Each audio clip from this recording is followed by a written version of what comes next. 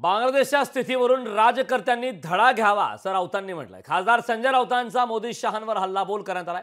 स्वातंत्र्य धोक्यात आणणाऱ्यांना जनता धडा शिकवते असं राऊतांनी म्हटलंय। लोकशाहीचा मुखवटा लावून शेख हसीना हुकुमशाही करत होत्या।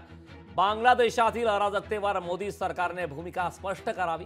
शिवसेना उद्धव बाळासाहेब ठाकरे पक्षाचे खासदार संजय राऊतांनी आता या संदर्भात मागणी केली।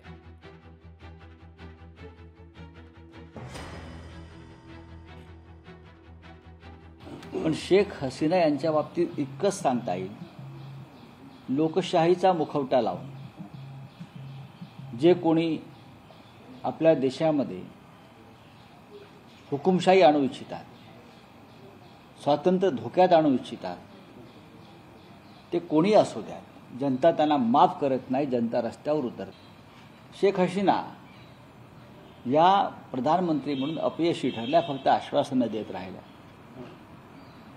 लोकशाहीची जपमाळ उडत त्यांनी हुकुमशाही पद्धतीने देश चालवला। त्याचा काय परिणाम झाला हे भारतातल्या सध्याच्या राज्यकर्त्यांनी त्याचं चिंतन केलं।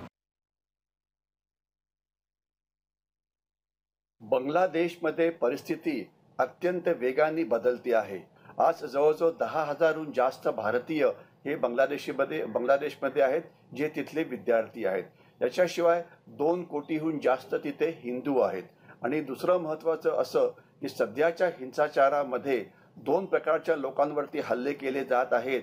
ज्या वेळेला पूर्ण देश अस्वस्थ आहे, हिंसाचार होतो आहे, मारलं जाण्याची शक्यता आहे, प्रॉपर्टी बळकावण्याची शक्यता आहे, तर अशा वेळेला हा जो ओंढा आहे हा वाढू शकतो। म्हणून भारताने या परिस्थितीवरती लक्ष ठेवायला पाहिजे।